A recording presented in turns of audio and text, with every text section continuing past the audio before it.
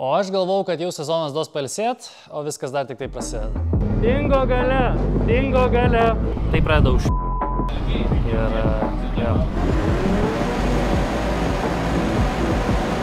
Sveiki atvykę nuo Križys epizodą. Pirmą pradėkime nuo pakabuko laimėto. O pakabuko laimėtas va čia, kurį išrinkau iš komentarų ir nedaug padangų sudeginu. Vėliau pamatysite kodėl. Kaip visą laiką, kviečiu visus palaikyti komandą, perkam pakabukus arba koines, juos lengviausiai išsiųsti, nes turime vietoje, arba įsigyti merčo ir viską rasite križys.com. O pradedant epizodą, atlikome žiauriai daug pokyčių, Aleksui pakeitėm variklį, daug modifikacijų mano kompresorių atlikom ir visas tas rezultatas, žodžiu, susidėliojo ir gera, ir bloga linkme. Ir šis epizodas parodys, kaip iš tikrųjų mums gavosi ir kaip iš tikrųjų mums sekėsi. Pasiruoškit arbatas, pasiruoškit pavalgyt. Pradedame epizodą, kuris tik dar labiau sumaišo kortas šią mūsų sezoną. O dabar epizodą pradėsim nuo to, ką reikėjo pakankamai ilgai išspręsti, tai priekinę stabdžių sistemą ir ją sprendžiam su trodo.lt pagalba. Pagaliau pabaigsim darbus prie stabdžių sistemos. Atkeliavo siunta iš Trodo, bet labai ilgai keliavo. Įdomi situacija gavosi su vienim paku, nes mačiau, kad nespėsiu pasimti siuntos iš paštomato. Paskambinau, paprašiau, kad per naują įdėtų.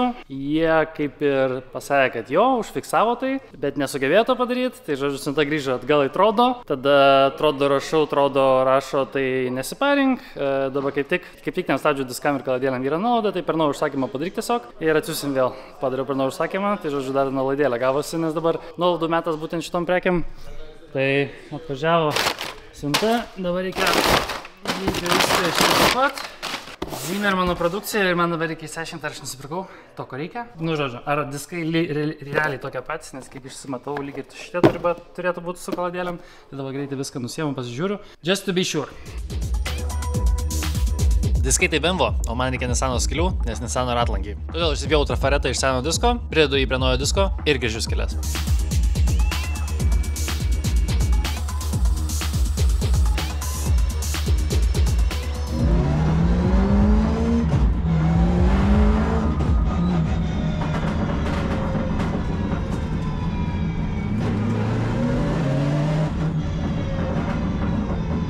Naudokitės akcijom trodo.lt, lyginkite kainas, nes pamatysit, kad internetu pirkt daug pigiau. Ir kodas krepšys 25 padės su nemokamu siuntimu, kai krepšelis virš 50 eurų. Taip sunku bus laikyti. Turėk omeny, kad jis tau 15 minučių, tai reikės rankas laikyti. Tai ką, mes jau dabar einamės pas Valdą. Aš net nepasakosiu, kas ryte įvyko, nes atsiprašome Valdo, kad vėlavom. Vėlavimas nebuvo planuotas, bet žodžiu, sprinteris, tarkim, irgi norėjo savo laiko, kurį teko jam skirti. Tai sprinterį sutvarkėm ir mes dabar jau čia. Ir kas dabar vyksta? Tai pas Aleksą, pagal valve coverius, pagal tą jodumą, pagal engine bay'aus gražumą, galit pasakyti, kad čia yra naujas variklis. Ir dabar mes atvažiavome pas Valdą tiesiog po korekcijų pasižiūrėti, ar tikrai viskas veikia ir veiks taip, kaip turėtų veikti. Pagal garsą galiu pasakyti, kad jis tikrai gyvas. O ant kiek gyvas, jau pasakys mums Valdas, paklausęs jo ir pamapinės. Tai žodžiu dabar, ir jeigu viskas gerai, rytoj varžybos. Laikykit špygas, nes mes stengiamės.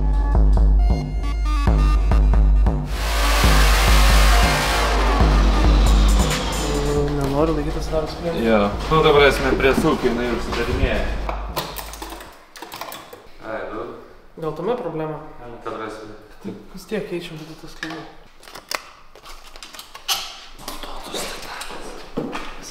Naudotos detalės.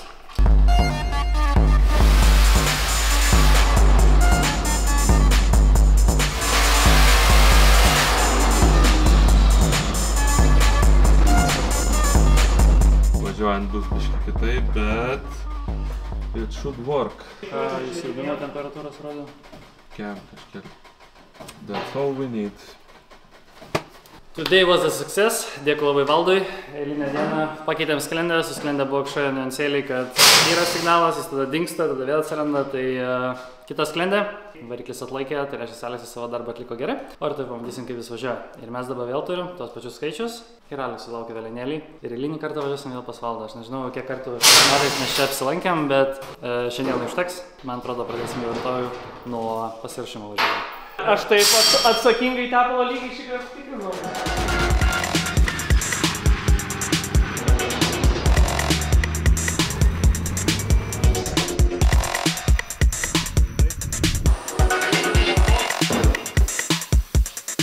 Tokio ilgio kažkur. Čia irgi. Tai pakeisti abu galinius ratus.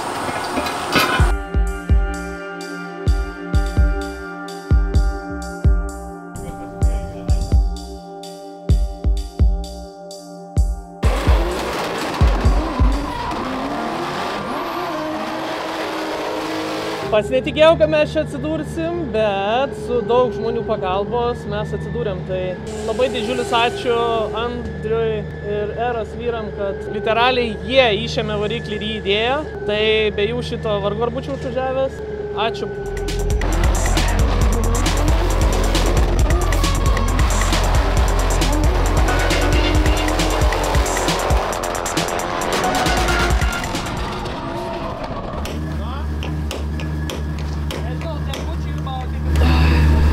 Prisidirbau truputėlį. Vis dar yra kažkokių gremlinų, kur kartais treilina lyg aklyvai gal buvo, nežinau. O toliau, ką žinau, negavau nei vieno normalaus slydo, gal 2 kartus porinį suvažiavau. Ir tiek, tai tikėkime antras treniruočiuose seksis gerai. Seksis, tai lauksim antros sesijos, žiūrėsim kaip Simui seksis. Pradedam, ne? Sveiki atvykę į naują krepšys epizodą ir šiandien pradedam nuo to, kad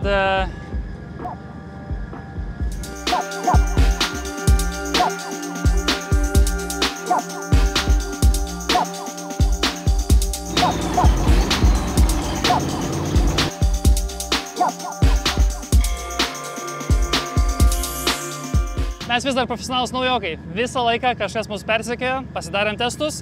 Dabar testuosim mano automobilį, nes jau prasidėjo pirmos sesijos antra dalis. Alekso pirma sesija baigėsi. Išmetimas kažką mums pasakoja, pliurpė, bet pabandysim tai išspręsti. Pasiruoškit kavos, pasiruoškit arbatos. Šiandien laukia tikiuosi įdomus epizodas ir palinkėkit mums sėkmės. Mums jos reikės.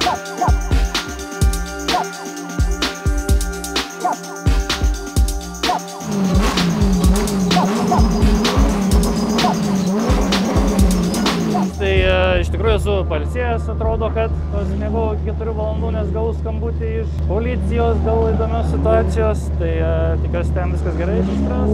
Truputį su mažai miego, bet pakankamai atsipalaidavęs, be streso. Rimtai nusiteikęs, šiandieną išbandysiu pats save ir automobilis, manau, nepaves. Tai manau, viskas bus gerai.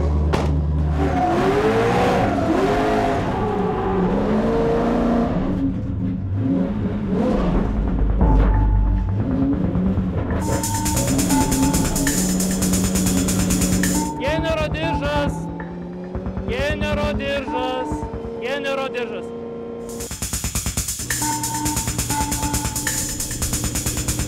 Statysiu šitą.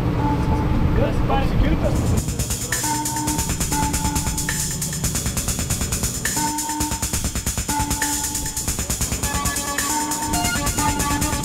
Kuriam?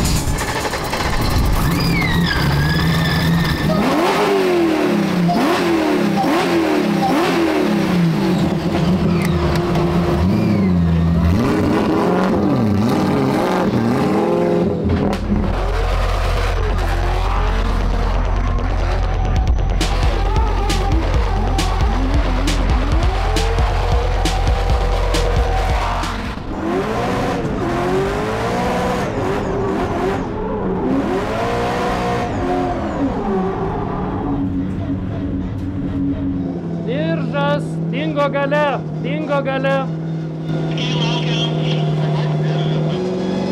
Nu tu kiek galima už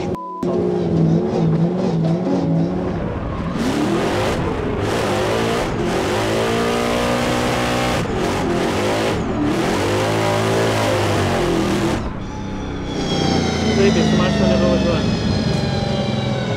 Nesuprantu, kame problema.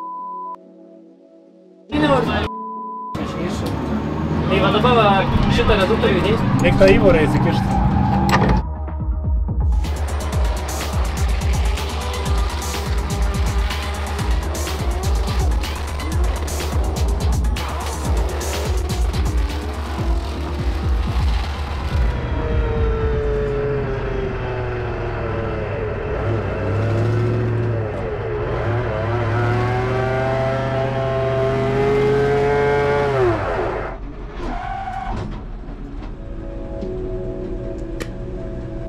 Nu vsio, vyručiai, nebeprasisuka motoras. Aš už autobusų ten apvažiavime. Galite atvažiuoti pasiimti manęs? Bet pasišildėme ar važiavime? Tai baigėsi važiavimas ir tokie garsai. Taupom kurą, nekirkit dėmesį. Taupom moto valandas. Kompresorių vėl nužudėm. Ne. Dėdė Levits kaip išnekėjot. Užlenkiau dar vieną kompresorių, bet turbo dar nedėsiu. Po viso tiek įdėto darbo turėjau 3 važiavimus ir viskas baigta. Tai, kad nuotaikos nėra, tai ne tas žodis, o toliau eisim žiūrėti, kaip su mūsų seksis. Tai tiek šiandien.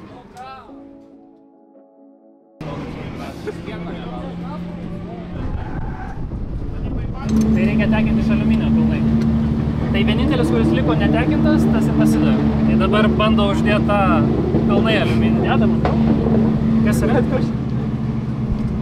Čia. Kiek per trupas?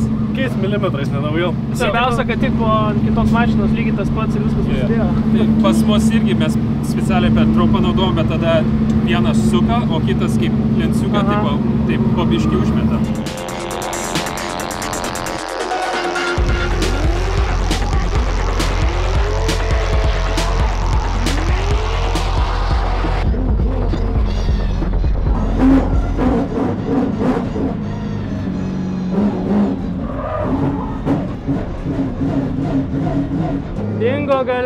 Dingo gale.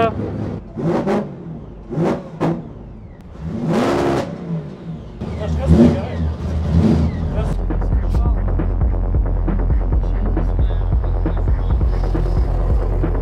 Tai tada tiesiog durnu būdu po vieną babiną, out, nu ta prasme, atjunkit babiną. Žaidė, mano nuos galvos net negali suprasti, reikia, ne? Bet šitokį pusį reikia. Pasižiūrėkit, nu ta prasme.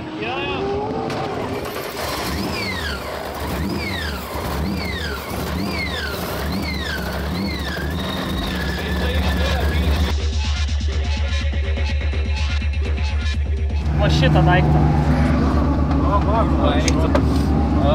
Reikia užlūšint tą ir nuo manęs runnerį paimti, pas mane jau išvesta čia.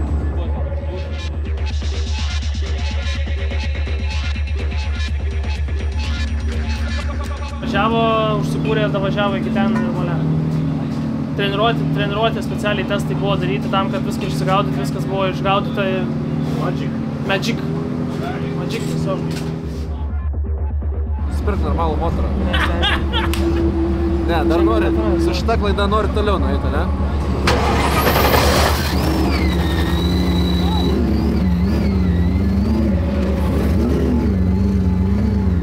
Ką žinau, jeigu lietus bus, tai reikia jau į pusantro pasidaryti ir važiuoti.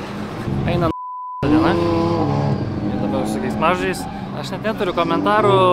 Žodžiu, buvo paskutinis važiavimas, tai šovė, aš suprantu, vakuumą iš kompresoriaus iš kurios dalies. Tai literaliai tiesiog išrovė į slėgis. Tai ar tai su senumu, ar tai kas. Tai žodžiu, dėkui labai Rakašiui už pagalbą, tai diagnozavom. G-Fab atlieka visus darbus, tai mes jau pakeitėm reduktorius į ilgesnius, kas mums patogiau šitai trasai. Tai ilgesni reduktoriai kaip ir pasiteisino. Realiai tik vieną važiavimą spėjau aš tai patestuoti. Bet principe, kaip ir visa lygtis yra, tik tai vėl, treniruočių gal nėra daug, bet dirbsiu su to, ką turiu, tai nėra treniruočių, nu ką padarysi, bet eilinį kartą įrodom, kad nors kiek tų treniruočių ir testų pasidarai, automobilis vis tiek turi savų planų ir tai pradeda už ir jo.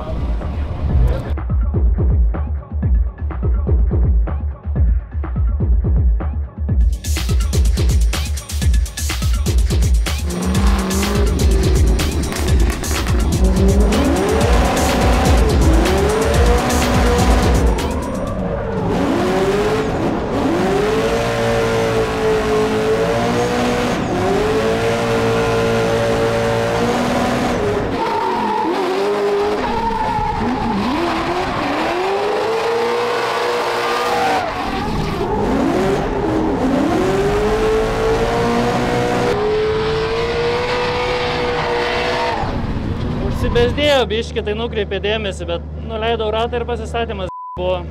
Nu tai tipo, kažkiek taškų duos, antrų galima geriau. Man atrodo, kai viršui perminiau sankabą ir spirtelėjau ir tada kairę koją numiniau. Ir tada dugną numiniau, tai buvo toks ir žemyn visą laiką buvo brrr. Nes pasistatymę sugalvojau, kaip galima pasistatyti, kad būtų konkrečiai ir be rankinio.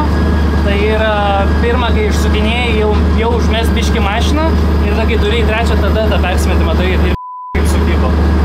Nes prieš tai būdavo toks vašautas ir nenorėjau per daug vašauti, nors šį kartą labai stiga parėjau į tą pasistatymą. Tai sunku. Čia buvo tavo 4. šiandienos važiavimas, tai... Ja, bet su jo, su 100 PM tipo jeigu kokios galimybės atsidaro. Matau klipą. Į kalną buvo baisu kilt.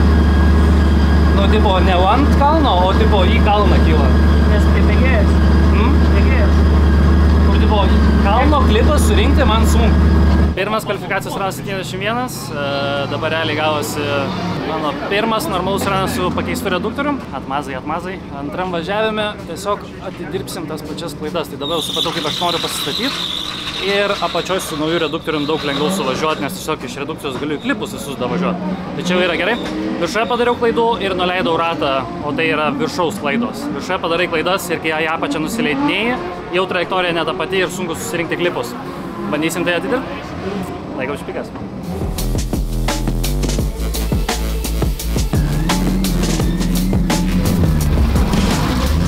Tai ką, antras kvalifikacinis važiavimas. Sprendėm didžiulę ten bėdą.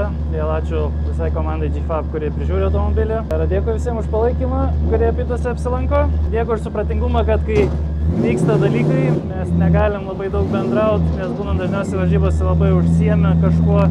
Tuo tai bandom kažką išsiaiškinti ar diagnozuoti. Atsiprašau, jeigu su visais neišeina pabendrauti, jo, pakankamai sunkus metai, sezonas, tai jo, tiesiog sunku. Ja.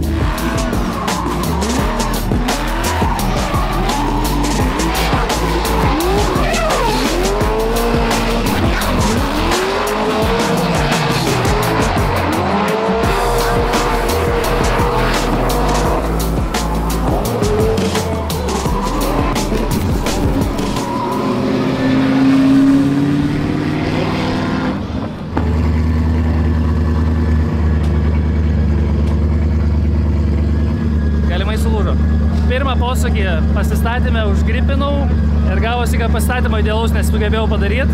Tai pasikampinau, atsidariau ir tada jau matau, kad blemba arti blokų važiuoju ir teko pabučiuoti jos. Toliau jau važiavimo viduryje į kalną įvažiuojant dešas atsijungė Vemso, nerodė parametrų ir šovė vandenuko ant kapoto. O tai dažniausiai būna, kai jau perkaista variklis.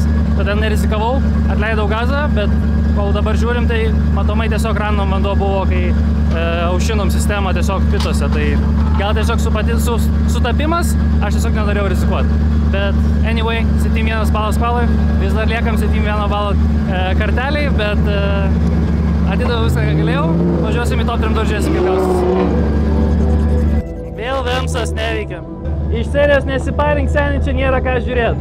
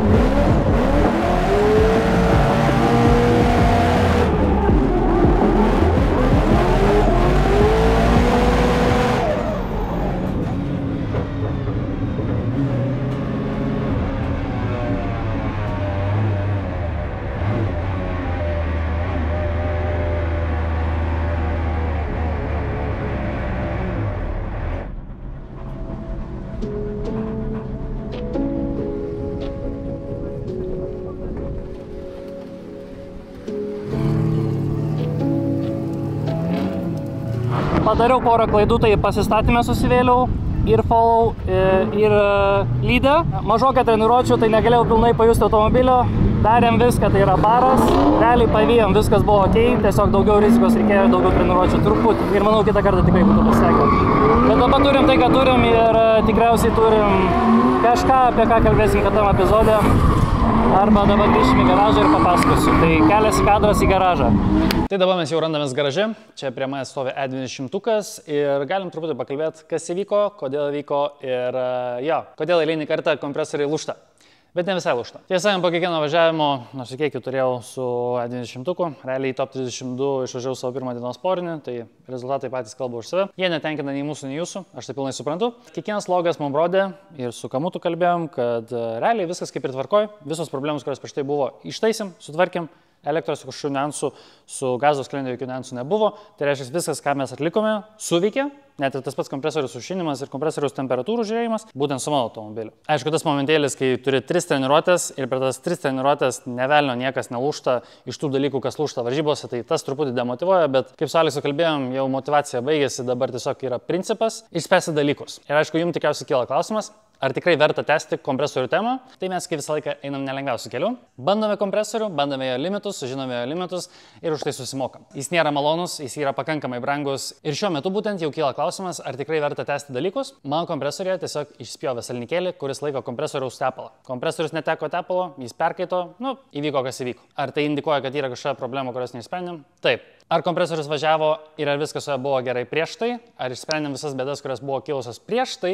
Taip, tas bėdas išsprendėm. Ir va čia kyla toks momentėlis. Kol bėdos, su kuriomis mes susidurėm, yra logiškos ir išsprendžiamos, tol šitas projektas turi prasmę. Šiuo metu mes atsirėmėm kaip ir jau paskutinius dalykus, kurie turėtų garantuoti mums kompresoriaus darbą. Pas Aleksą truputį nukentėjo išmetimas, tai reikės ir jį sutvarkyti. Turime čia dadirbimus, kuriuos jau Aleksas daro ir apie kuriuos papasakosim jau kitam epizode, nes juos reikia iš pirmo ištestuoti. Papildomas aušinimas, žodžiu, čia labai daug reikalų, apie kuriuos kalbėsiu tikrai kitam epizode. Bet mano kompresorius veikia ir tas buvo pakankamai keista, nes jis viską kaip ir atlaikė ir tas salniko išspjovimas, diktuoja faktas, kad tepalas perkaito, yra kitų niuansėlių, kurie prie to priveda ir faktas, kad tai įmanoma išspręsti. Vėlgi, šitas dalykas labai brangiai kainavo. Ir vėl reikia naujo kompresoriaus, ir vėl tai yra didžiulė pinigų suma, kurią su mielu noru įkiščiau į amortizatorius, kur žiauriai reikia. Ir automobilis pakankamai tragiškai valdosi. Pas Aleksą panaši tema, tik iš kitos pusės, tai žodžiu, reikia dar investicijų į automobilį, prisideda kompresoriai. Aš tiesiog nenoriu, kad jūs sudarytumėte tokią nuomonę, kad mes esame užsispyrę ir liekam prie kompresorių tik tam, kad likt. Kiekvienas sprogimas yra analizuojamas kaip ir praeitą kartą ir yra sprendžiami tie dalykai. Bet turint omenyje tos važiavimus, kuriuos važiavo E20, tai buvo 600 arklio, zestinkės maks mišinys, vienas bariukas ir mes turim žiauriai daug skubimo ir galim prasukti ratus. Ir dabar automobilis fully competitive. Dabar tie lieka išspręsti tos dalykus galutinai. Žinau, kad jau ne pirmą epizodą tai kartoju, jau pas pačius senka kantrybė, bet mes turim dar kažkiek kantrybės. Mes pabandysim šitą reikalą davesti iki galo, o jeigu nesigaus, tiesiog tai pripažinsim ir ieškosim kitų sprendimų. Aišku, labai nepadėjo, kai 4 ryto gavau skambutį dėl avarijos, tai kedis pateko į avariją ir kabino atitvarų žodžių, tai galėsim po to pažiūrėti, kaip kedis laikosi. Tai šeimos narys pateko į avariją, išvažiavo ligoninę. Tai lengvai tariant, prieš etapą, nors kiek buvau atsipalaidavęs, tai nuo 4 ryto realiai nemiegojau ir tas nemiegojimas irgi. Toks dalykas, žodžiu. Alekso automobilis jau truputį pardytas lygiai taip pat, jau laukia lygiai tas pats. Čia jau stovi daiktas, kuris neveikia ir neveikia tai pakankamai paprastai. Čia yra buferiukas, kuris jau laukia savo eilės nuvažiuoti pas fresh stylingą, nes mums reikia atsinaujinti, kaip ir minėjau prieš renginį. Ir realiai gaminasi buferiai abu slenkščiai. Jei kažkas būtų pasakęs, kad šis sezonas tiek atims, tai nežinau, ar būčiau įvažiavęs.